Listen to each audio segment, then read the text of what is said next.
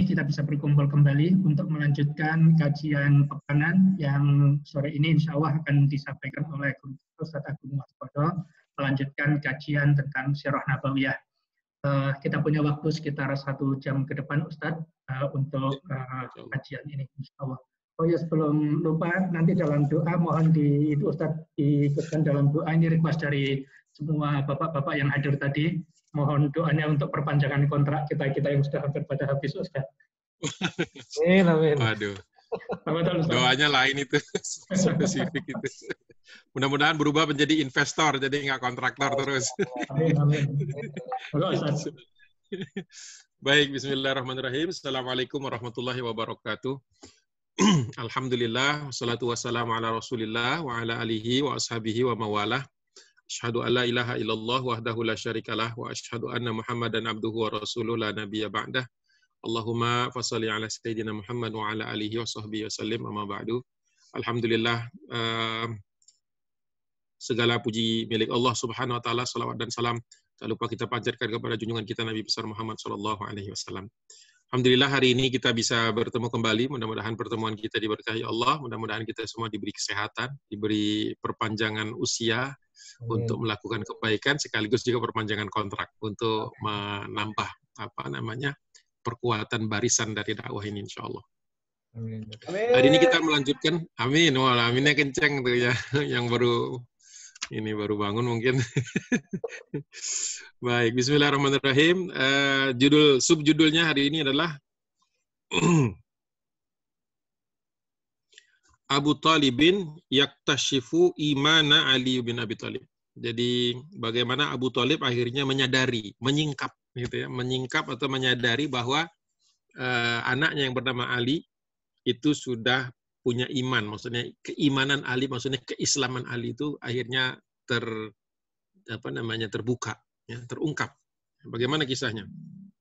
Diriwayatkan oleh Ibnu Ishaq bahwa anna Rasulullah sallallahu alaihi wasallam kana idza hadaratis shalah kharaja ila syi'abi Makkah wa kharaja ma'ahu Ali bin Abi Thalib mustakhfiyan min abihi Abi Thalib wa min jami'i a'mamihi wa sa'iri qaumihi wa yusalliyani sholawati fiha. Nah, ini sampai sini aja dulu, panjang nih masih. Jadi bahwa Nabi Shallallahu alaihi wasallam ketika masuk waktu untuk sholat, ya, perintah sholat sudah turun. Jadi sudah kita bahas di pertemuan sebelumnya bahwa perintah sholat itu bukan turun pada saat Isra Mi'raj, tetapi penyempurnaannya di Isra Mi'raj. Jadi ketika masuk waktu sholat, maka Nabi SAW keluar dari kota Mekah dalam rangka mencari syi'ab. Jadi memilih salah satu di antara syi'ib. Jadi syi'ib itu kadang-kadang diterjemahkan jurang, tapi mungkin kurang tepat. Jadi tanah-tanah di antara dua bukit, jadi kayak lembah begitu, tapi bukan wadi, ya, bukan wadi. Jadi syi'ib ini kayak ya ngarai kalau bahasa saya mungkinnya lebih tepat itu ngarai. Jadi tempat yang tersembunyi dari pandangan orang dan tidak bisa dilihat kecuali kita lagi di syi'ib yang sama lagi lewat di situ. Jadi begitu kebiasaan Nabi dalam 3 tahun pertama dakwah ketika masih sirri, masih tertutup, belum ada perintah untuk berdakwah secara terbuka. Dan wa kharaja ma'ahu Ali kemudian ikut peserta. Jadi memang waktu itu belum banyak orang yang masuk Islam. Jadi Rasulullah kalau untuk tetap mendapatkan fadilat dari salat berjamaah, maka Ali bin Abi Thalib ikut keluar. Ya, ikut bersama Nabi sallallahu alaihi wasallam. Tapi ada keterangan tambahannya, mustakhfiyan min abihi, mencoba memang ada rasa belum perlu itu untuk demonstratif gitu ya, sehingga ada upaya untuk menyembunyikannya atau bukan mengelabuhi, tetapi supaya tidak terlihat, supaya tidak perlu ada friksi dulu ya, di masa ini, menghindari friksi. Jadi Ali bin Abi Thalib juga mengikuti Nabi dan dia tidak ingin agar ibadah yang mahdoh ini, ibadah yang spesifik ini adalah tidak dilihat oleh ayahnya sendiri. Atau juga dia tidak ingin diketahui oleh min jami'i a'mamihi, dari paman-pamannya yang lain, ya, dari paman-pamannya yang lain. Ya. Wasairi qaumihi, dan sebagian besar kaumnya memang belum masuk Islam. Fa yusalliyani sholawati fiha, dan kemudian mereka berdua, Nabi Rasulullah SAW dan Ali bin Abi Thalib radhiyallahu anhu, salat berdua di syi'ib itu. Jadi Begitu ya, zaman dahulu di 3 tahun pertama itu tidak dilakukan sholat secara demonstratif, tidak dilakukannya di sekitar Ka'bah, ya, dicari tempat-tempat yang jauh sehingga orang-orang tidak perlu tahu dulu saat ini, ya, seperti itu. Nah, kemudian ketika sudah mulai sore, faida amsaya roja, setelah selesai urusan mereka untuk sholat, itu biasanya dari zuhur sampai waktu masuk waktu apa namanya, maaf ini waktunya masih yang 2 ya, masih yang sore dan masih yang pagi dan petang ya. Kemarin kita bahas ya, fil asyi wal ibkar, masih dua sholat itu. Jadi pagi-pagi menjelang sore, kemudian apa namanya, sholat di situ dan kemudian menyelesaikannya. Fama kata kadzalik, ya.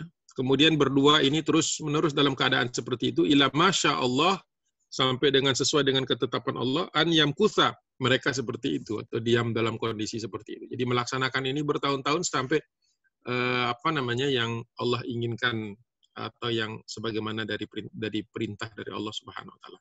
Tsumma inna Aba Thalibin athara alaihima yauman wa huma yusalliyan. Nah, akhirnya kemudian Abu Thalib itu sendiri akhirnya lama-lama melihatlah, karena ini sesuatu hal yang konsisten setiap hari, setiap saat, karena salat itu bukan suatu ibadah yang boleh dipilih untuk dilaksanakan atau tidak, ini merupakan kewajiban dari awal, maka polanya kebaca gitu.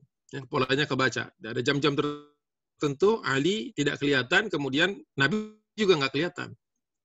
Tapi nanti ada waktu-waktu mereka berdua kelihatan. Jadi lama-lama kebaca juga oleh Abu Thalib yang walaupun sebenarnya dia tidak mencari-cari tahu sebenarnya, tapi lama-lama terasa juga ya. Jadi ada bekasnya, ketahuan gitu, bekasnya itu ada bahwa kedua orang ini sering sekali dalam waktu-waktu tertentu menghilang, ya, tentu saja untuk sholat. Faqala li Rasulillah sallallahu alaihi wasallam, kemudian Abu Thalib mengkonfrontir langsung bertanya direct ya, itu apa, secara langsung bertanya kepada Nabi sallallahu alaihi wasallam, ya ibna akhi, wahai anak saudaraku, ma hadzal dinul ladzi araka tadinu bihi. Itu pertanyaannya di situ. Wahai anak saudaraku, ya, wahai keponakanku, apa ini agama yang aku lihat ya, atau yang engkau kemudian jalankan, yang engkau terapkan. Jadi makanya bahasanya tadi tadinu bihi, yang engkau jadikan dia semacam din ya, jadi Abu Thalib itu melihat bahwa ini bukan sekedar ritual. Ini orang cerdas ya, orang cerdas. Orang cerdas dia melihat ini bukan sekedar ritual, bukan sesuatu hal yang seperti layaknya orang-orang jahiliyah hanya menyembah kalau perlu. Gitu. Kan bedanya kan di situ. Kalau orang-orang bisa jadi beda apa nggak beda. Ini orang-orang musyrik itu kan bedanya di situ. Kalau dia ada kebutuhan, ada hajat, baru dia menyembah. Jadi misalnya dia mau berangkat, misalnya seperti Abu Jahal, kalau dia mau berangkat dalam suatu pekerjaan suatu perdagangan, maka dia akan meletakkan sesembahan itu di sana untuk mencari istilahnya keselamatan. Nanti kalau dia punya masalah apa lagi, dia datangi lagi berhala tertentu. Setiap berhala punya semacam kemanjurannya gitu. Jadi kalau yang udah lama nggak punya anak, maka ke patung atau ke berhala Nailah. Jadi letakkan di situ, nanti akan subur.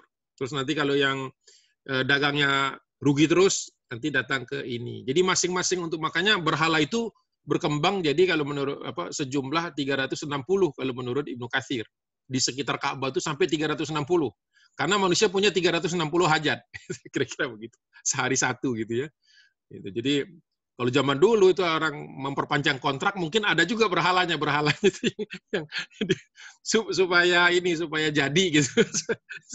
Mungkin ya, namanya orang jahiliyah kan 1001 kemungkinan gitu. Kalau kita kan nyembah Allah gitu. Ya Allah, saya ini lagi begini-begini. Kita tanpa kita sampaikan pun Allah tahu hajat kita gitu kan. Tapi ini formalitas dari ubudiyah kita, ya kita, ya Allah, Engkau lebih tahu daripada ya apa yang aku bisa ungkapkan, bahwa jadi seperti itu. Makanya bahasanya itu bukan bertanya ini kau nyembah siapa, tidak. Pertanyaannya lebih mendalam lagi ketika mahadaddin. Jadi ini bukan berhala apa ya, bukan bertanya tentang asnamnya, bukan tentang simboliknya, tetapi ini kalau sampai bertahun-tahun terus strict banget gitu ya. Jadi ada waktu-waktu yang dipenuhi setiap saat. Abu Thalib tahu bahwa ini sudah bukan masalah nyeleneh gitu ya, bukan masalah menyempal dari kejahiliahan, tapi ini sebuah sistem. Makanya pertanyaannya tadi adalah ma hadza dinul ladzi araka tadinu bihi. Ya, jadi apa ini agama yang engkau jadikan sistem dalam hidupmu, yang engkau jadikan satu panutan. Jadi pertanyaannya itu pertanyaan profesor, pertanyaannya itu filosofis, bukan sekedar kemana aja sih nggak kelihatan gitu kan, ngapain sih gitu, ada apa, urusan apa, tapi sudah bicara tentang ini agama apa ini, ya sistem apa ini yang engkau laksanakan. Jadi pertanyaannya langsung direct, jadi tidak pakai tendeng aling-aling lagi, tidak basa-basi, langsung saja. Kemudian jawaban Nabi SAW, qala ayyu'am hadza dinullah wa dinu malaikatihi wa dinu rusulihi wa dinu abina Ibrahim atau kama qala Rasulullah SAW. Ya. Ba'athani Allahu bihi rasulan ilal ibadi wa anta. Nah, nanti ini wa antanya nih kisah yang penjelasan apa istilahnya diplomasi berikutnya. Jadi ketika ditanya apa agama ini, kemudian dia jawabkan, wahai paman, ini adalah agamanya Allah Subhanahu wa taala, dinullah. Yang juga ad-dinu malaikatihi, yang sistem atau suatu sistem hidup yang juga meliputi keyakinan kepada para malaikat. Wa dinu rusulihi, dan ini juga adalah kesinambungan dari ad-din yang memang didakwahkan oleh nabi ke nabi. Makanya kemudian para ulama mengambil penjelasan ini sebagai salah satu dalil bahwa nabi itu dari nabi Adam sampai Nabi Isa, kemudian sampai kepada Rasulullah SAW yang membawa ad-din yang satu, suatu agama yang sama, yaitu risalah yang disampaikan atau dibebankan kepada para nabi dan rasul itu untuk disampaikan kepada umatnya. Kalau untuk Nabi SAW kepada seluruh manusia. Seperti itu. Kemudian wadinu abina Ibrahim. Dan ini menegaskan saja bahwa ini sesuatu yang, ini kenapa yang diangkat itu Nabiullah Ibrahim, karena Nabi Ibrahim ini di antara nabi-nabi yang lain, yang sebelum Nabi Muhammad SAW, di antara nabi yang pernah sampai ke Mekah. Dan associated with gitu ya, dan terkait dengan pembangunan Ka'bah.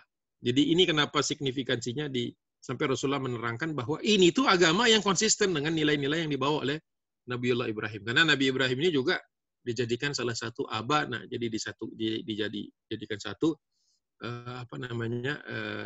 bapak-bapak kami.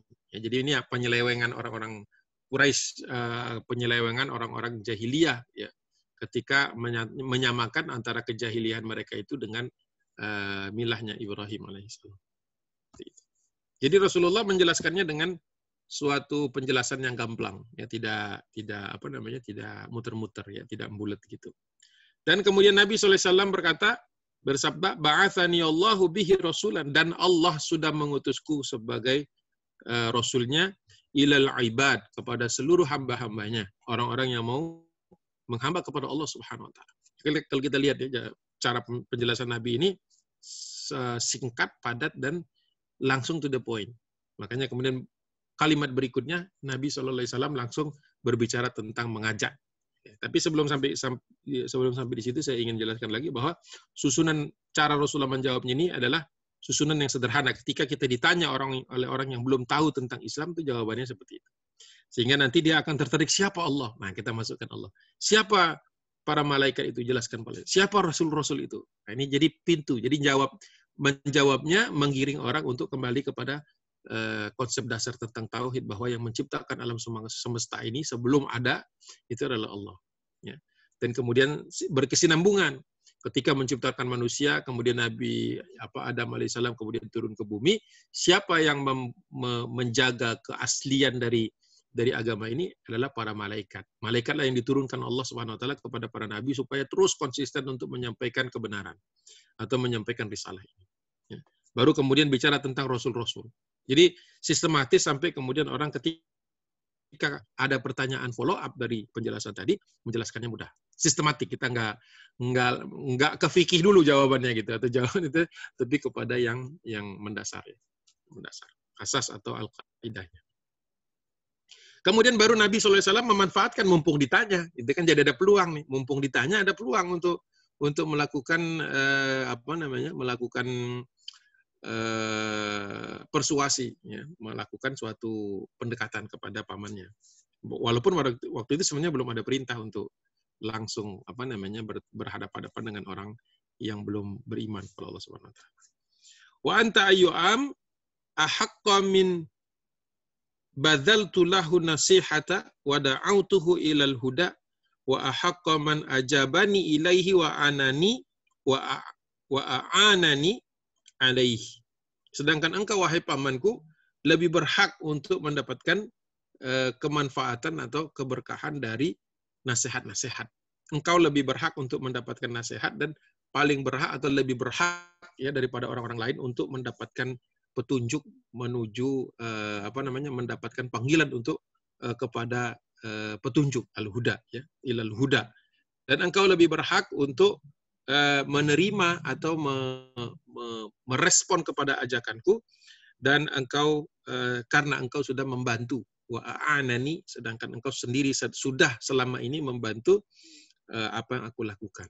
Jadi langsung Rasulullah baginda Nabi Muhammad SAW punya peluang untuk mengajak Abu Thalib masuk ke dalam Islam. Nah, kita lihat jawabannya. Tetapi sebelum kita lihat jawabannya, Nabi secara persuasif menempatkan. Jadi nggak langsung, hei Abu Thalib, nggak, wahai pamanku. Jadi dengan bahasa-bahasa yang memang memuliakan orang yang ingin diajak. Jadi tidak dengan cara-cara yang kasar, tidak dengan cara-cara yang yang menyakitkan hati ya, atau mengkafir-kafirkan ya. Paman ini masih kafir kayak gitu.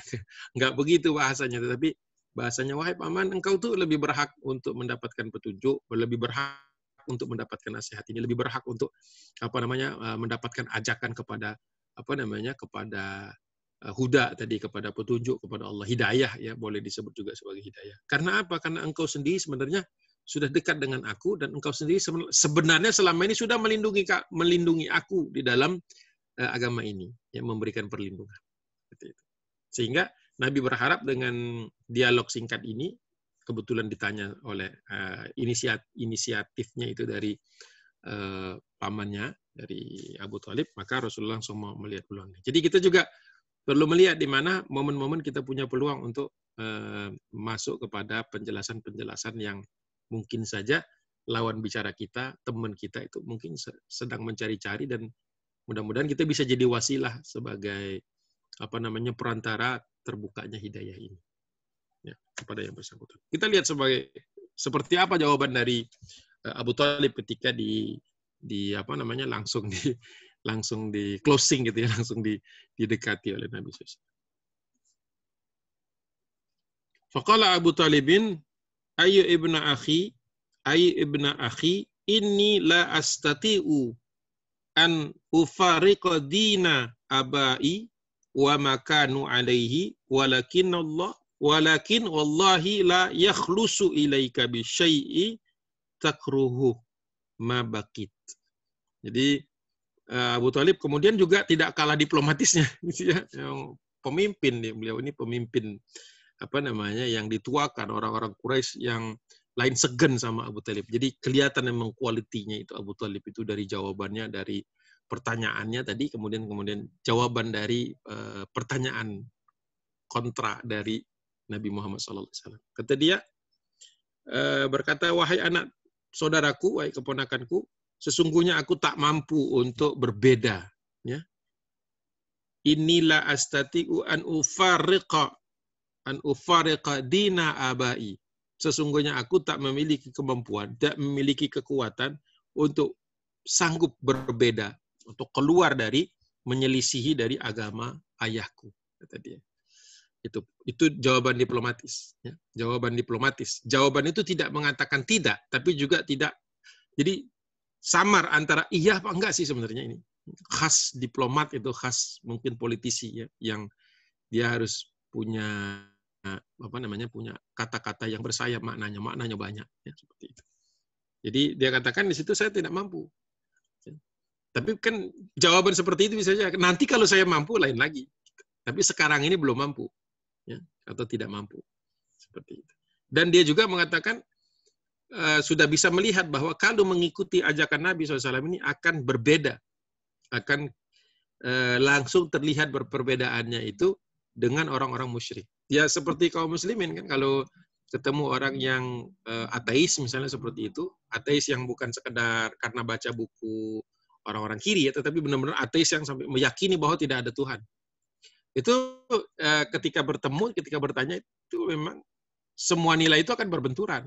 Bagaimana tidak berbenturan seseorang yang tidak percaya kepada penciptaan langit dan bumi oleh satu zat, ya, tiba-tiba ketemu dengan orang yang meyakini bahwa seluruh langit dan bumi termasuk dirinya sendiri adalah diciptakan oleh Allah SWT. Pasti itu bertabrakannya head on. Kemudian wa makanu alaihi, dan kita dan sebagaimana kami ya, atau apa yang kami yakini ya di dalam hal itu. Walakin wallahi la yakhlusu ilaika, akan tetapi demi Allah saya tidak akan membiarkan kepadamu atau tidak akan menelantarkanmu atau menukarmu ya dengan sesuatu apapun yang engkau seandainya tidak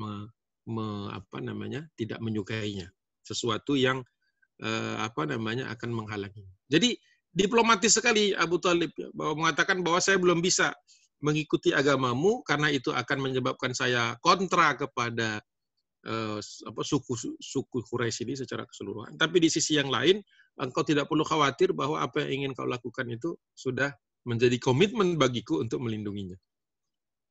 Jadi sebenarnya belum ada progres tuh. Ya. Hanya saja Abu Thalib melihat kejanggalan-kejanggalan secara sistematis, dijawab oleh Rasulullah tanpa menyembunyikan lagi bahwa ini memang adalah agamanya Allah. Ya, di sisi yang lain kemudian langsung bertanya tentang kenapa tidak ikut saja, kenapa tidak mau bergabung saja. Abu Thalib kemudian berposisi di tengah-tengah. Saya nggak bisa ikut karena akan bentrok dengan kaum kita, tapi saya juga akan memastikan engkau tidak akan dianiaya. Jadi Bapak dan Ibu-ibu yang dirahmati Allah Subhanahu wa taala, ini sampai kita kepada suatu babak di dalam Sirah Nabawiyah di mana Rasulullah SAW memang tidak lagi, dan memang ini menjelang dari terbukanya dakwah, jadi Rasulullah tidak lagi menyembunyikan atau tidak lagi menutupi atau tidak lagi melayani, tidak lagi mendiamkan segala pertanyaan-pertanyaan orang. Dimulai di follow up, dan ini adalah titik di mana nanti menjelang dakwah itu diperintahkan terbuka. Jadi sampai di situ kita mengetahui, memahami bahwa Rasulullah SAW dengan pamannya itu begitu sangat dekat. Jadi betul-betul ingin bahwa pamannya itu masuk Islam.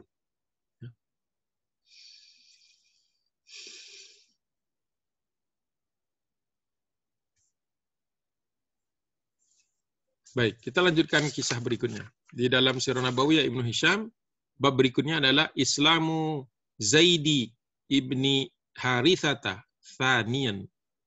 Ya. Masuk Islamnya Zaid bin Harithah, yaitu orang kedua. Kalau yang tadi kan ini bagian masih sebenarnya halaman 466. Ini adalah sebagian dari kisah potongan atau bagian akhir dari kisah masuk Islamnya Ali bin Abi Thalib yang kita pernah bahas beberapa waktu yang lalu. Nah, kali ini masuk kepada kisah masuk Islamnya Zaid bin Harithah. Kemudian masuk Islamnya Zaid bin Harithah, thumma aslama Zaidu ibnu Harithata ibn Shurahbil bin Ka'ab bin Abdul Uzza bin Amri Al-Kisi Al-Kalbi, dari suku Kalb. Maula Rasulullah sallallahu alaihi wasallam wa kana awwala dzakarin aslama wa shalla ba'da Ali bin Abi Thalib. Bahwa dia statusnya ketika masuk Islam itu masih merupakan maulanya Rasulullah. Jadi pelayannya Nabi. Walaupun kita tahu nanti kisahnya itu kenapa dia sampai ada di rumah Nabi SAW, tinggal bersama Nabi, nanti ada kisahnya di bawah sini sedikit lagi. Ya. Tapi saya mau ngecek dulu, kita waktunya sampai masih ada sekitar setengah jam lagi ya. Betul nggak? Pak Irsyad, apakah masih ada waktu kira-kira setengah jam lagi? Masih ya. Baik, saya mau ngukur supaya kisah ini nggak gantung di tengah-tengah. Baik. Dan dia adalah orang yang laki-laki pertama yang masuk Islam. Loh, kenapa bukannya Ali? Nah, itu kan pertanyaannya kan. Nah, di sini yang dimaksud diterangkan oleh Imam Suhaili bahwa yang dimaksud dengan awwala zakarin itu laki-laki pertama yang sudah balik gitu. Jadi ada kriterianya karena di buku itu Ali bin Abi Thalib disebut yang pertama, laki-laki yang pertama. Zaid bin Harithah disebut laki-laki yang pertama. Nanti Abu Bakar Siddiq disebut laki-laki yang pertama juga. Jadi yang pertama yang mana? Nah, Ali bin Abi Thalib yang paling pertama secara urutan. Tetapi beliau karena waktu masuk Islam itu belum balik. Jadi disebut anak-anak pertama yang masuk Islam. Jadi yang pertama juga, nggak salah. Orang pertama maksudnya anak-anak. Yang kedua Zaid bin Harithah. Loh, kok orang pertama juga? Bukannya nomor 2. Nah, secara urutan memang nomor 2 setelah Ali bin Abi Thalib, tetapi Zaid bin Harithah ini masuk Islam waktu itu dalam keadaan sudah balik. Jadi sudah balik. Itulah kenapa dia disebut laki-laki pertama.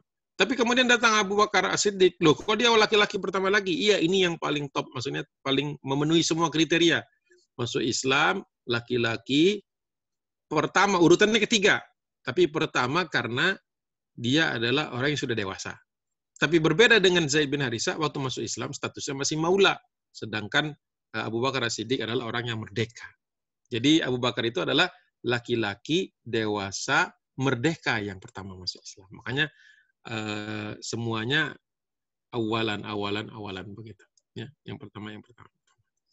Dan dia sholat kemudian menambah barisan dari shaf ini. Kalau sebelumnya hanya Rasulullah dan Ali bin Abi Thalib, maka ketika Zaid bin Harithah masuk Islam, kemudian juga berarti terkena padanya hukum sholat, maka Ali bin Abi Thalib mundur, makanya ada shaf pertama. Jadi shaf pertama yang sholat di belakang Nabi itu adalah hanya berisikan 2 orang awalnya.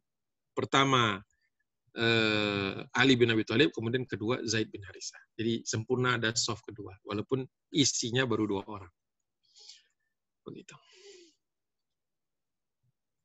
Nah, wakana ini kisah tentang, ini flashback tentang bagaimana kisah Zaid bin Harithah ada di rumah Nabi.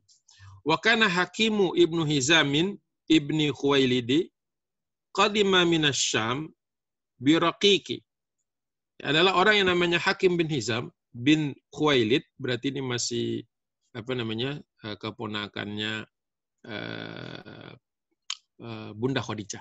Bunda Khadijah kan binti Khuwailid. Ini Hizam bin Hakim bin Hizam bin Khuwailid, berarti sama seperti kedudukannya itu sebagai keponakan. Ya. Baru saja pulang dari negeri Syam dalam perdagangan ke Syam, ya, dan membawa rokik, membawa budak-budak, membawa budak. Ya. Fihim Zaidu ibnu Harithata, ya, di antara budak-budak yang dibeli oleh Hakim bin Hizam itu terdapat Zaid bin Harithah. Fadakhalat alaihi ammatuhu Khadijatu bintu Khuwailidin. Kemudian datang ketika dia pulang membawa para budak ini, ditemui atau bertemu dengan Bunda Khadijah, yaitu bibinya, menemui dia, masuk ke tempat dia tinggal. Wahia yauma idzin inda Rasulillah sallallahu alaihi wasallam. Waktu itu sudah dinikahi dan sudah hidup rumah dengan Nabi Muhammad sallallahu alaihi wasallam. Faqala laha, kemudian Hakim bin Hizam melihat ada bibinya, berkata kepada Bunda Khadijah, yaitu istri Nabi Muhammad SAW, ikhtari ya ammah, jadi wahai bibi, pilihlah, silahkan pilih, ya. Kau punya hak untuk memilih. Ayyahaula'il ghilmani syi'ti fahuwa laki, ya. Kau boleh pilih mana saja di antara anak-anak muda ini, karena memang yang dibeli itu anak-anak remaja, makanya disebut dengan di situ menggunakan bahasa ghilman, ya. Mana tadi kok kehilangan saya? Ya. Ikhtari ya ammah ayyahaula il ghilmani syi'ti fahuwa laki. Kau tinggal pilih saja mana yang engkau maui, maka otomatis akan aku berikan kepadamu, akan aku berikan kepadamu. Ya. Fakhtarat Zaidan fa'akhadathu fara'ahu Rasulullah sallallahu alaihi wasallam indaha. Ya, kemudian yang dipilih oleh Bunda Khadijah waktu itu fakhtarat Zaidan, yang dipilih adalah Zaid bin Harithah. Dan kemudian dibawa dia pulang ke rumahnya. Jadi ini statusnya Bunda Khadijah sedang mengunjungi rumahnya Hakim bin Hizam ketika dia baru pulang dari negeri Syam, baru beli beberapa orang budak. Nah, setelah yang dipilih itu kebetulan Zaid. Dan disinilah salah satu rahasianya atau salah satu hikmahnya. Kenapa ketika dibeli oleh Hakim bin Hizam, dibawa ke Mekah, dihadiahkan kepada Bunda Khadijah. Bunda Khadijah membawanya ke rumah dan bertemu dengan Nabi SAW. Fara'ahu Rasulullah SAW indaha. Pada waktu itu, Rasulullah SAW ya serumah dengan Bunda Khadijah, dan kemudian dibawalah anak ini, Zaid bin Harithah ini, untuk menjadi pelayan Nabi SAW, untuk membantu urusan Nabi dalam berdagang, dalam lain sebagainya. Ya. Nah, waktu itu Rasulullah SAW sudah mulai masuk fase dakwah secara sirri, ya, secara tertutup, mendakwahi, mengajak kepada Islam keluarga-keluarga terdekat saja. Baik, saya lanjutkan. Kemudian setelah itu, setelah dibawa kepada Nabi SAW, kemudian dia diberikan untuk menjadi pelayan Nabi SAW. Fa'ataqahu Rasulullah SAW fatabanna. Kemudian oleh Nabi SAW dibebaskan dari status dia sebagai budak. Jadi kemudian diadopsi. Nah, diadopsi itu ada kisahnya, ya. Ada kisahnya. Diadopsi oleh Nabi SAW karena melihat bahwa Zaid bin Harithah ini adalah orangnya amanah. Ya. Wadzalika qabla an yuha ilaihi. Nah, peristiwa ini terjadi sebelum Nabi SAW mendapatkan wahyu. Wa kana abuhu Harithatu qad jaza'a alaihi jaza'an syadidan. Dan waktu itu ketika dia diangkat menjadi anak, dijadikan anak angkat, kejadiannya sebelum wahyu turun kepada Nabi SAW, dan bapaknya Harithah, ya, bapaknya Zaid tadi namanya Harithah, waktu itu sempat sangat khawatir sekali karena anaknya itu kan sempat tertawan dan jadi budak. Nah, ketika dia cari di mana dijualnya, ternyata sudah dijual dan dijual lagi sampai ke tangan Hakim bin Hizam. Baru kemudian dihadiahkan, diberikan kepada bibinya, yaitu Bunda Khadijah, diserahkan kepada Nabi untuk menjadi sekretaris Rasul. Oleh Nabi dibebaskan, dan kemudian oleh Nabi Muhammad SAW, sebentar nih, kok ada light out, sebentar dulu. Saya jadi nggak susah baca, sebentar.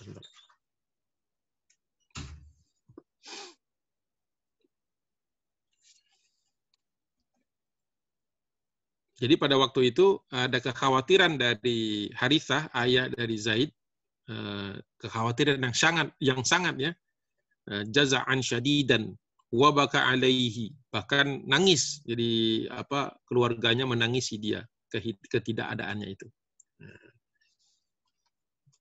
Yang nangis tentu saja keluarga Zaid bin Harithah. Nah, kemudian sebentar saya lihat ini kok. Wa kana qad kharajat bi Zaidin siraru ahlaha sabathu. Ini kisah tentang tertangkapnya. Nah, kemudian terjadi pencarian lah, intinya terjadi pencarian, dicari-cari, dan sampai kemudian datang berita. Fabalagha abahu, bapaknya kemudian mendapatkan kabar, ya, qauluhu, perkataan atau informasi, ya, tentang di mana Zaid bin Harithah, Zaid ini anaknya ini. Faja'a huwa wa ammuhu Ka'bun. Kemudian dia datang mencari Zaid ini bersama saudaranya, yaitu paman dari Zaid, yaitu Ka'ab. Ya, jadi yang berangkat itu adalah Harithah dan Ka'ab. Hatta waqafa ala Rasulillah SAW bimakata. Sampai kemudian dicari ke Mekah, dicari siapa yang bawa anak seperti ini. Dikatakan, oh itu namanya Hakim bin Hizam. Dicari ke rumah Hakim. Kata Hakim, sudah saya berikan kepada bibiku Khadijah. Dicari ke Bunda Khadijah. Kata Bunda Khadijah, sudah saya berikan. Atau dia mungkin nggak bisa nanya langsung karena Bunda Khadijah jarang ada di luar gitu ya. Sampai kepada berita bahwa ada di rumah Nabi, maka didatangilah ke rumah Rasulullah. Jadi disingkat ini, lalu hatta itu udah pokoknya sampai aja ke situ. Hatta waqafa ala Rasulillah SAW bimakata, akhirnya sampai mereka berjumpa, ya, bertemu dengan Nabi SAW di kota Mekah. Wadzalika qabla al-Islam. Waktu itu masih Rasulullah belum diangkat sebagai Nabi. Faqala lahu, kemudian mereka berdua berkata kepada Nabi, Ya ibna Abdul Muttalib, ya ibna Abdul Muttalib, wahai anak Abdul Muttalib. Jadi karena waktu itu orang mengetahui Rasulullah itu lebih populer anaknya Abdul Muttalib, ya, yaitu kakeknya kan. Jarang orang menyebutnya ya ibna Abdillah, ya, padahal bapaknya Abdullah gitu kan. Tapi yaitu itu kebiasaan orang Arab saja. Karena Rasulullah tidak pernah ketemu dengan ayahnya, lebih lama bertemu dengan kakeknya Abdul Muttalib. Makanya dikatakan di situ, mungkin dia nanya lah kepada orang di Mekah itu siapa namanya. Oh ini Muhammad. Muhammad itu siapa? Anaknya Abdul Muttalib. Orang semua tahu, se-Arab itu tahu siapa Abdul Muttalib itu tahu. Karena berkaitan dengan peristiwa ya peristiwa tahun gajah. Itu tersohor tuh kisah tentang Abdul Muttalib, ya, dibantu oleh Allah Subhanahu wa taala dengan burung-burung ababil untuk menghancurkan pasukan Abraham. Itu menjadikan Abdul Muttalib itu terkenal. Jadi ketika orang mengatakan siapa dia, atau ada yang bertanya siapa dia, Muhammad adalah anaknya Abdul Muttalib, walaupun secara nasab sebenarnya kakeknya, cucunya berarti. Ya ibna Abdul Muttalibi, ya ibna sayyidi qaumihi, wahai anak orang yang ini flattering ya, apa istilahnya, memuji-muji ya. Wahai kepala sukunya gitu ya. Antum jiranullah, engkau beruntung menjadi tetangganya Allah, karena rumah Rasulullah itu termasuk ring 1 lah katakanlah itu ya. Jadi dari rumah Rasulullah tinggal di rumah Bunda Khadijah yang memang di situ kesepakatannya. Nah, kemudian dari situ ke Ka'bah itu karena Bunda Khadijah itu di Bukit Safa apa Marwah ya? Saya jadi lupa. Sebentar lihat peta dulu.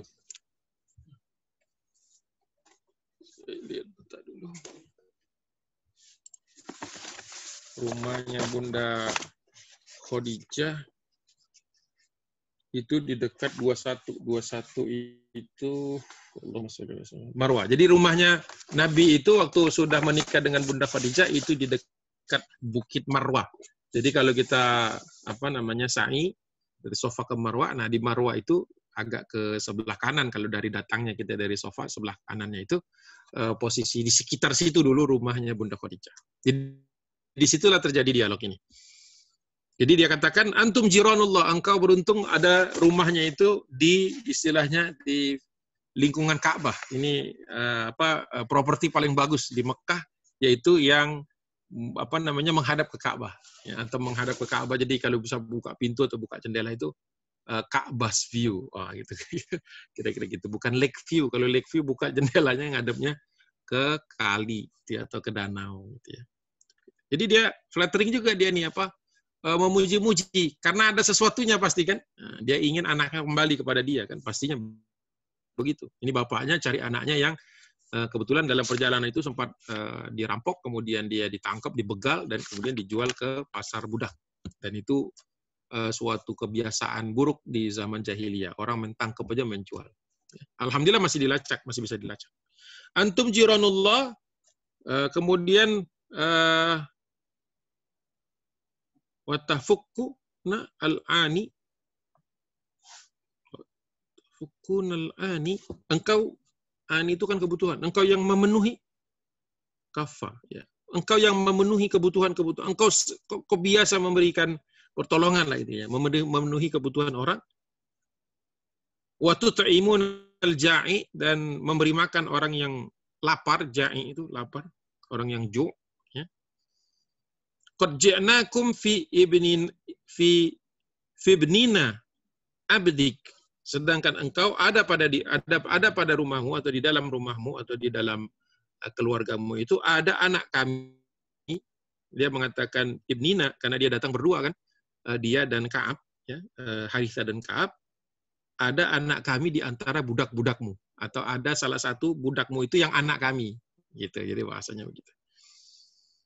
Lituhsina ilaina fi fidaihi, ya, kami ingin ada trade itu, ada pertukaran. Kami sudah menyiapkan fida. Fida itu tebusan ya.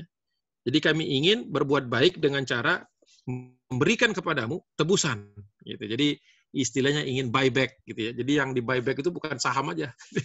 Anak juga. Anak ya orang tua lah, kalau anaknya sempat punya masalah itu ya. Kalau zaman dulu jadi budak itu kan dibeli untuk bebas lagi. Walaupun kita mengatakan itu anak saya, kata dia, oh memang anak kamu, saya belinya di pasar. Ini ada kwitansinya. Gitu kan. Kalau mau anak ini balik ya tebus duit ini. Mungkin tidak sama dengan ini kan, naik harganya mungkin. Ya, tergantung kelihatan butuh anak nggak. Kalau orang kan ada butuh uang, ini butuh anak nggak. Kalau butuh anak, harganya bisa naik. Seperti itu. Kebayang kan jahiliyah ini sistem yang mengerikan. Karena orang di jalan dirampok, bukan hanya hartanya yang diambil, orangnya juga diambil, dijual. Kalau sekarang human traffic, jual. Kebetulan, ya alhamdulillah bukan kebetulan, maaf. Allah Subhanahu wa taala sudah ngatur sedemikian rupa supaya yang namanya Zaid ini nanti walaupun caranya itu tidak lazim, maksudnya sesuatu cara yang orang mungkin tidak mau ya. Siapa yang mau jadi budak dulu? Ya, nggak ada yang mau. Tapi kalau tahu ujungnya nanti akan tinggal di rumah Nabi, mungkin semuanya mau. Yang beriman pasti mau gitu ya. Ya, bisa serumah dengan Nabi SAW dan nanti ketika Rasulullah diangkat sebagai Nabi ya jadilah orang terdekat, jadi orang yang pertama masuk Islam. Gitu. Jadi ya di satu sisi kehidupan Zaid ini ya unik, ya terzolimi lah di awalnya, tetapi kemudian dia mendapatkan keberkahan yang orang lain nggak dapat, yaitu tinggal di rumah Nabi Sallallahu Alaihi Wasallam. Ini harusnya kebalik nih. Fatakufuna al-ani wa tut'imuna al-ja'i. Engkau biasa memberi bantuan orang yang membutuhkan dan biasa engkau itu memberi makan orang yang lapar. Jadi saya masih ketukar kayaknya ini tadi bahasanya.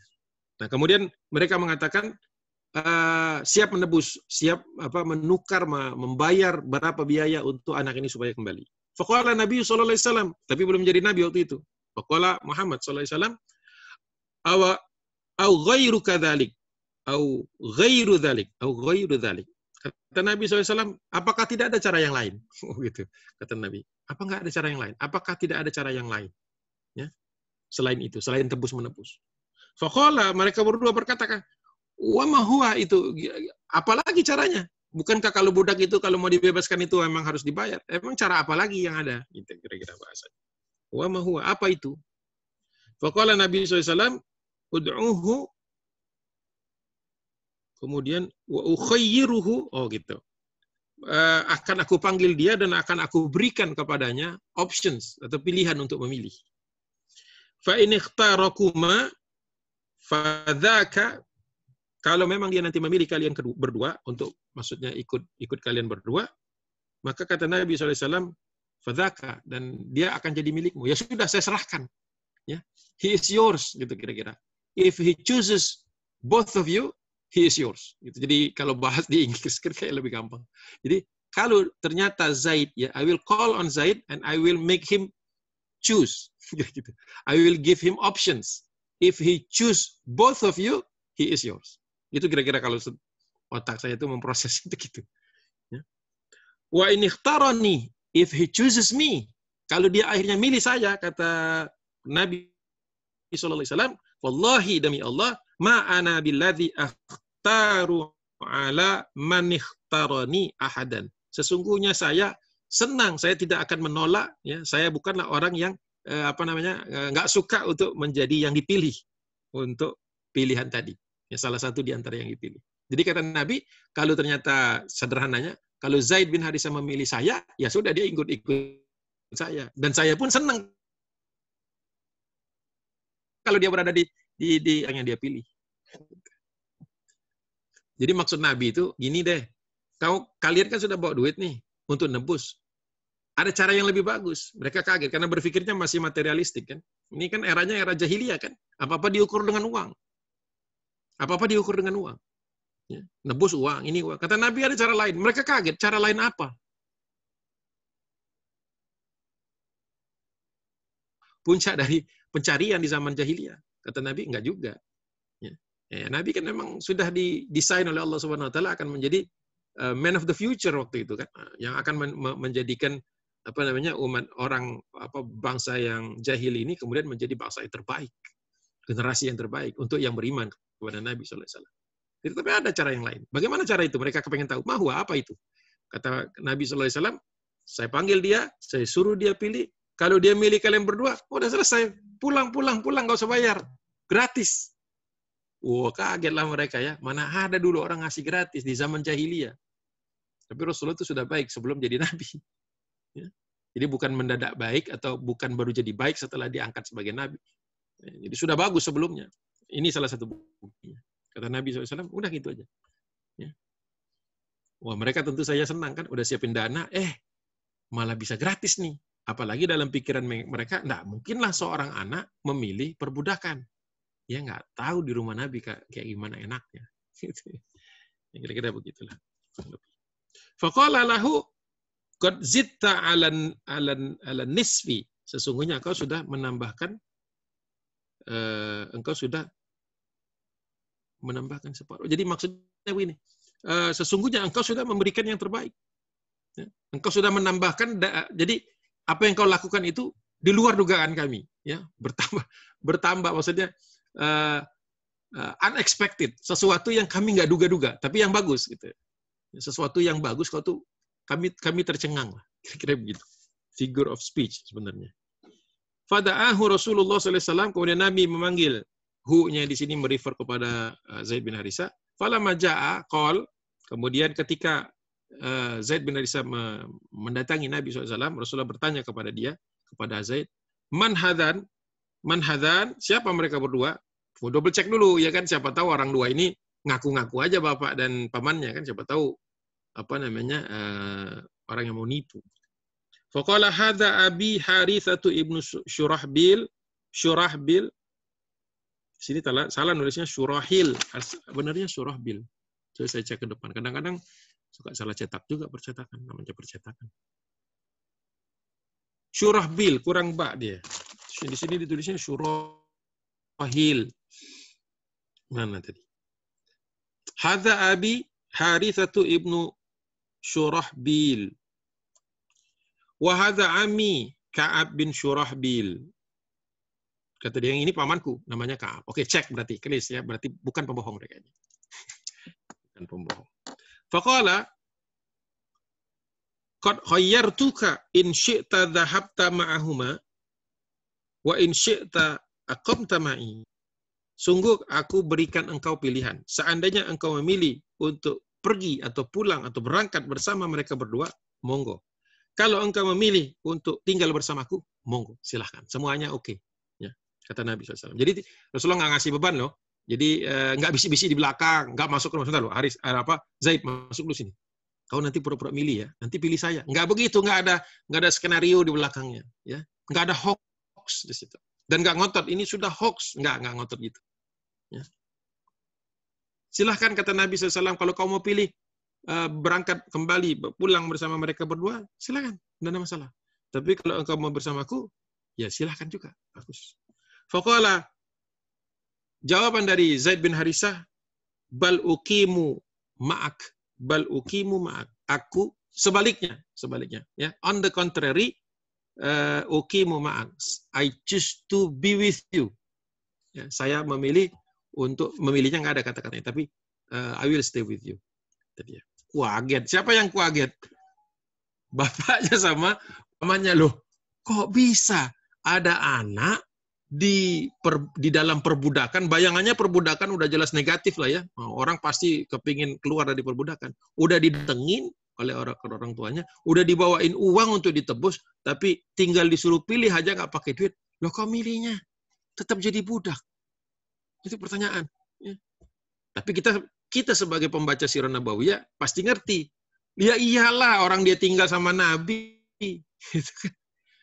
Ya, sebaik-baik akhlak, sebaik-baik manusia, seadil-adil manusia. Yang kurang waktu itu yang belum, bukan kurang. Yang belum tinggal dapat wahyu aja belumnya. Selebihnya udah bagus. Jadi jangan sampai antum membayangkan Nabi itu sallallahu alaihi wasallam sebelum mendapat wahyu itu seolah-olah jadi ya layaknya orang biasa. Enggak. Ya, tidak. Faqala lahu abuhu. Berkata kemudian kepada Zaid bin Harisah. Jadi bapaknya berkata, "Ya Zaid, wahai Zaid, atakhtarul ubudiyata?" Kata dia. Nah, di sini kemudian dikasih parentesis, dikasih tanda kurung. Ini berarti tambahan dari Ibnu Hisham kalau ada tanda kurung. Ya. Menjelaskan, dia kan ahli bahasa.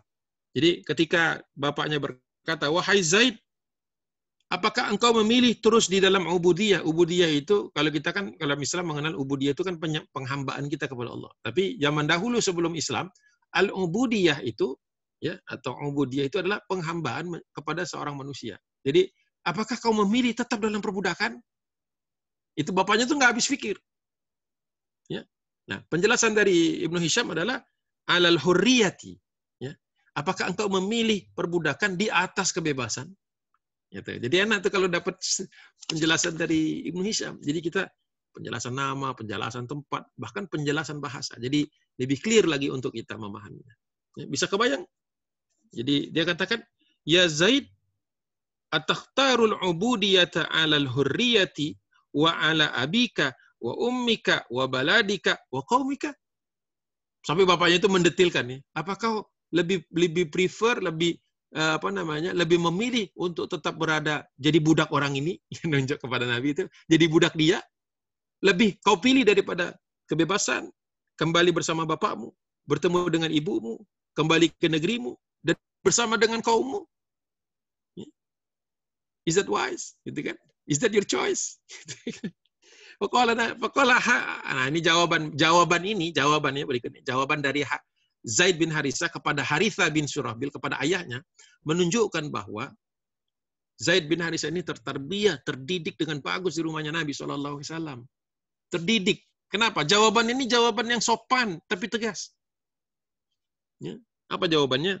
Faqal, inni qad ra'aitu min hadar rajuli syai'an wa ma'ana billadhi ufariku abadan. Nah, itu jawabannya. Jawabannya nggak sama sekali mengatakan, ayah saya nggak suka bersamamu, nggak. Saya memilih untuk tinggal di kota daripada balik ke kampung, nggak. Ya. Orang ini sudah memberikan ini itu. Tapi jawabannya adalah, sesungguhnya aku melihat atau menurut pandanganku bahwa laki-laki ini, Muhammad ini, walaupun saya ya nggak ada yang tahu bahwa Rasulullah ini akan Nabi Muhammad SAW ini akan jadi Rasul. Ya, Muhammad bin Abdillah ini akan jadi Nabi dan Rasul itu belum ada yang tahu. Tapi Zaid bin Harisah sudah bisa merasakannya. Merasakan spesialnya orang ini. Bukan sembarang orang. Bukan sembarang orang baik.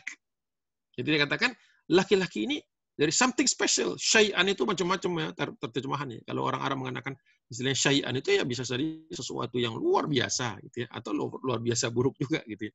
Tapi dalam konteks hal ini dia katakan, ini laki-laki ini luar biasa, enggak seperti manusia yang lain. Wa ma'ana billadzi ufariqu abadan. Dan saya tidak mau menjadi orang yang terpisah darinya, atau saya tidak mau menjadi yang memisahkan diri darinya selama-lamanya. Nah, ini sekarang jadi genting nih kan? Rasulullah sudah mengatakan tadi di awal, saya kasih pilihan ya, kalau dia memilih ikut bersama kalian silahkan bawa pulang. Tapi kalau dia milih saya, ya udah selesai juga urusannya. Bapaknya bingung, merasa nggak mungkin nggak dipilih. Tapi ternyata Zaid bin Harisah milih Nabi sampai dia kaget. Kenapa sampai ngomong kenapa kau pilih perbudakan? Kata anaknya, saya bukan memilih perbudakan, tapi saya bersama orang yang luar biasa bagusnya. Bukan berarti dia nggak mau pulang. Tapi dia mengatakan, siapapun yang pernah ketemu dengan orang ini, siapapun yang berinteraksi dengan Nabi ini, pastilah dia wa ma'ana, seperti saya sikapnya. Dan saya tidak akan wa ma'ana billadzi, menjadi orang yang menjadi kelompok yang ufariqu abadan, yang mau berpisah dari orang seperti ini. Jadi kata Zaid bin Harisah, ini bukan masalah apa-apa, bukan masalah perbudakan, bukan masalah apa, tapi saya merasa ada sesuatu yang spesial bersama Nabi Muhammad SAW. Nah, dalam keadaan genting seperti ini, Rasulullah mengambil tindakan yang menunjukkan kembali kualitas Nabi sebagai seorang yang mulia. Belum jadi Nabi. Dua option. Satu, kira-kira yang terdapat di depan Nabi itu ada dua pilihan. Pilihan pertama, mengiyakan keinginan Zaid yaitu tinggal bersamanya. Berarti mematahkan hati ayahnya. Jadi ayahnya pasti patah hati itu ya. Oh, ternyata dipilihnya Muhammad, bukan bapaknya. Salah apa saya? Kali Indonesia itu ya. Salah apa saya? Gitu kan.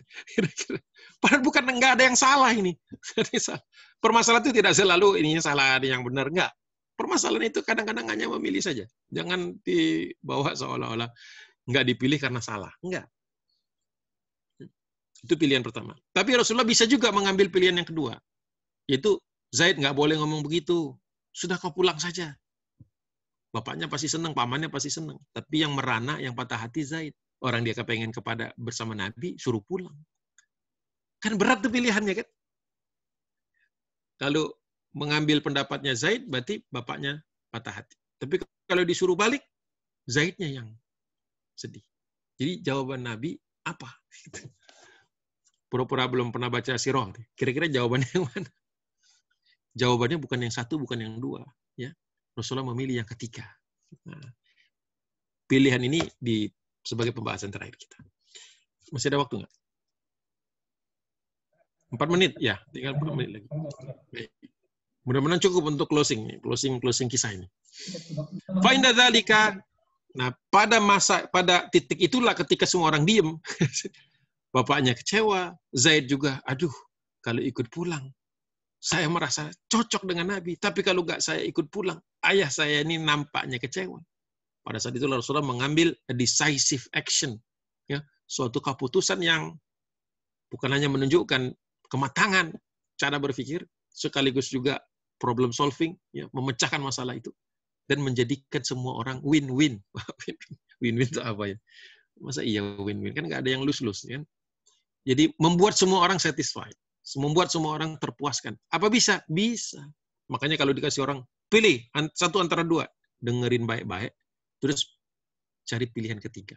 Seandainya satu dua itu nggak bagus. Ini yang dilakukan Nabi. Fa'inda dzalika akhadha Rasulullah SAW biyadihi. Rasulullah langsung ngambil tangannya. Tangan siapa? Tangan Zaid bin Harisah. Dipegang sama Nabi SAW.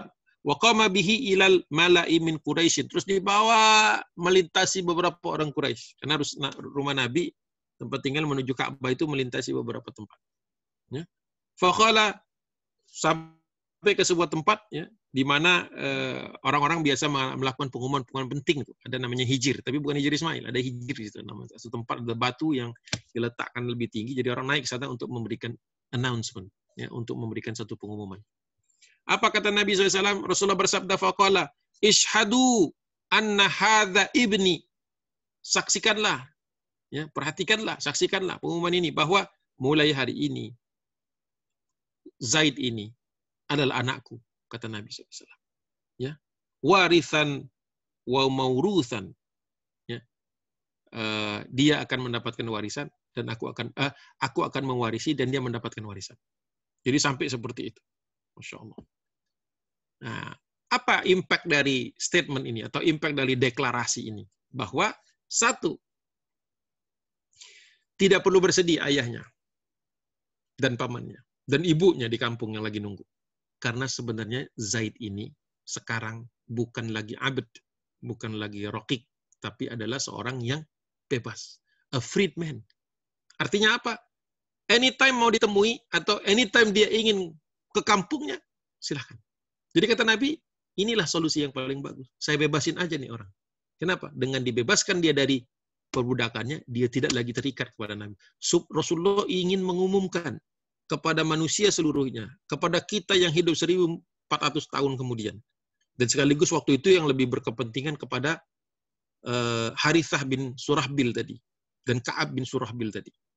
Bahwa pilihan Zaid bin Harisah itu tidak lagi berdasarkan hubungan majikan dengan dengan budaknya, tetapi hubungan antara orang yang bebas dengan orang yang bebas. Jadi bapaknya senang. Dari mana kita tahu bapaknya senang? Fatabat nafsu abihi 'inda dzalik. Terpenuhi rasa sukacita pada diri bapaknya pada saat itu. Jadi dia merasakan, oh ternyata anak saya naik. Kan kita lihat nih level naiknya itu luar biasa ya. Dari budak itu kan berarti di bawah tuannya. Ketika bebas itu kan sama dengan tuannya. Tapi ketika kemudian dideklarasikan jadi anak, ini naik posisinya. Bukan hanya dibebaskan sebagai budak, tetapi dinaikkan levelnya. Jadi pembebasannya 2 kali. Pertama dibebaskan dari status kebudakannya, kemudian dibebaskan lagi menjadi seorang yang mewariskan. Mendapatkan warisan dari Nabi SAW. Waktu itu, ya deklarasinya seperti itu. Kan nanti dianulir. Ya. Jadi puas. Sehingga mereka kemudian dia pulang dengan suatu informasi, suatu bekal bahwa anaknya bukan lagi budak dan memilih atas dasar pilihan seorang yang merdeka. Gitu. Nah, sebagai penutup kemudian wakana yud'a, nah sejak saat itulah kemudian Zaid bin Harisah ini dipanggil atau dikenal sebagai Zaid bin Muhammadin, sebagai Zaid bin Muhammad. Nah, itu sempat disandang sampai hatta anzalallahu ta'ala, sampai Allah turunkan ayat surat Al-Ahzab ayat kelima, ud'uhum li'abaihim. Ya, untuk anak-anak angkat itu hendaklah kalian memanggil mereka dengan bin atau nama bapak mereka. Maka balik lagi menjadi Zaid bin Harithah. Itu kisahnya. End of the story. Berikutnya adalah Islamu Abi Bakrin As-Siddiq. Nah, itu untuk judul untuk mungkin pertemuan berikutnya. Ya. Itu yang saya bisa sampaikan dalam malam hari ini. Masih sudah malam kalau di Depok, mungkin di sana masih sore. Ya, tetapi ingin saya sampaikan, ingin saya garis bawahi bahwa Nabi SAW itu sudah mulia sebelum jadi Nabi. Ya, kemudian Rasulullah itu akhlaknya tercermin dari rumah tangganya, bahwa orang yang namanya Zaid bin Harisah saja, walaupun statusnya itu sebagai budak di masa jahiliyah, bisa mengetahui bahwa majikannya ini spesial. Ya, nanti dia baru tahu bahwa spesialnya itu berkali-kali lipat lagi di atas dari ekspektasi dia bahwa akan menjadi Nabi dan Rasul. Ya. Dan dia menjadi kemudian orang yang mendeklarasikan keimanannya kepada Nabi SAW, ya kepada Allah Subhanahu Wa Taala melalui syahadah di depan Nabi SAW. Dan itu merupakan satu ibrah yang luar biasa yang mungkin jarang dibahas ketika membahas tentang Zaid bin Harithah ini, bahwa beliau sempat jadi anak Nabi SAW selama beberapa tahun sampai kemudian turunnya surah Al-Ahzab ayat kelima. Itu yang mungkin saya bisa sampaikan. Mudah-mudahan ada manfaatnya, mudah-mudahan menjadikan kita orang-orang yang akhlaknya baik, menjadikan orang-orang yang perangainya bagus, yang tutur bahasanya terpuji, sehingga manusia ketika berada di antara kita jadi kepengen jadi seperti kita, kepengen dekat dengan Allah. Jadi orang yang ketika adanya itu menjadikan orang semakin taat lagi kepada Allah Subhanahu Wa Taala. Wallahu a'lam bishawab. Billahi taufiq wal hidayah. Assalamualaikum warahmatullahi taala wabarakatuh. Atas tausiahnya, menarik kajian tentang bagaimana proses masuk Islamnya Ali bin Abi Thalib dan juga Zaid bin Harithah. Semoga kita bisa mengambil manfaat dan ibrah dari kisah ini. Mungkin ada pertanyaan dari jamaah terkait materi saat ini. Hanya saja waktunya sudah malam, sudah sekitar 20 menit sejak azan maghrib di Maskat. Jadi mohon maaf tidak ada session untuk saya mohon kepada Ustadz untuk langsung aja menutup kajian ini dengan doa. Mungkin tadi permintaan doa dari beberapa rekan-rekan untuk di Ustadz biar nggak lupa. Saya belum tahu doa bahasa Arabnya apa, pakai bahasa Indonesia aja itu bagian itu ya. Doa rizki secara umum. Ya, mohon maaf kalau saya tadi bablas gagah kalau di sana sudah azan terus afwan jiddan. Bismillahirrahmanirrahim. Mari sama-sama kita berdoa kepada Allah Subhanahu Wa Taala. Mudah-mudahan doa ini dikabulkan Allah dan mudah-mudahan menjadi wasilah kita untuk mendapatkan ketetapan Allah yang baik insyaallah. Bismillahirrahmanirrahim. Alhamdulillahirabbil alamin, hamdan na'imin, hamdan syakirin, hamdan thayyiban mubarakan katsiran, hamdan yuwafi ni'amahu wa yukafi mazidahu, ya rabbana lakal hamdu kama yanbaghi li jalalil karim 'azimi sultanik. Wassalatu wassalamu ala asrafil anbiya'i wal mursalin wa ala alihi wa ashabihi ajma'in. Allahumma ighfir lil muslimina wal muslimat wal mu'minina wal mu'minat al ahya'i minhum wal amwat. Innaka sami'un qaribun mujibud da'wati qadhi wa yal hajat. Allahumma ighfir lana wa liwalidina warhamhuma kama rabbawna shighara. Rabbana la tuzigh qulubana ba'da idh hadaitana wa hab lana min ladunka rahmah innaka antal wahhab. Rabbana zalamna anfusana wa illam taghfir lana wa tarhamna lanakunanna minal khasirin. Rabbana atina fid dunya hasanah wa fil akhirati hasanah wa qina adzabannar. Allahumma a'ina ala dzikrika wa syukrika wa husni ibadatik. Allahumma inna na'udzubika min jahdil bala wa darkis syaqa wa su'il qada wa syamatatil a'da. Allahumma inna na'udzubika minal barasi wal jununi wal juzami wa min sayyi'il asqam. Allahumma inna na'udzubika min fitnati adzabil qabri wa min fitnati adzabi jahannam wa min fitnatil mahya wal mamat wa min syarri fitnatil masiihid dajjal ya aziz ya ghaffar ya qahar ya jabbar ya hayyu ya qayyum ya rabbal alamin. Allahumma ya Allah, kami yang hadir di dalam kajian online ini lintas samudra ini ya Allah berharap agar Engkau memberikan ketetapan yang paling bagus, yang paling baik dan paling cocok untuk keadaan kami. Wabil khusus terkait dengan teman-teman yang ada di Oman dan di sekitarnya yang mengikuti kajian ini, yang mungkin dalam penantian menunggu keputusan-keputusan yang berkaitan dengan perpanjangan kontrak kerja di sana. Berikanlah keputusan yang terbaik, berikanlah rezeki yang terbaik, dan berikanlah perlindungan dari fitnah-fitnah harta dan fitnah-fitnah jabatan dan fitnah-fitnah yang lain yang berkaitan dengan dunia, sebagaimana doa kami tadi, ya Allah. Jadikanlah kami ini hamba-hamba-Mu di masa-masa yang mungkin akan menjadi lebih sulit, ya Allah, menjelang akhir zaman, menjelang banyaknya kerusakan di muka bumi. Ya Allah, jadikanlah kami orang-orang yang senantiasa berbuat baik, yang istiqomah dalam kebaikan dan istiqomah di dalam barisan kaum muslimin. Ya Allah, jadikanlah kami pemersatu bukan pemercah. Jadikanlah kami ini pengumpul bukan perusak, pembuyar. Jadikanlah kami ini orang-orang yang memperbanyak pujian-pujian kepadamu, ya Allah, bukan caci maki. Ya Allah, perkenankanlah doa kami, Engkau terima dan Engkau kabulkan sesuai dengan waktu yang Engkau sudah tetapkan, ya Rabbal Alamin.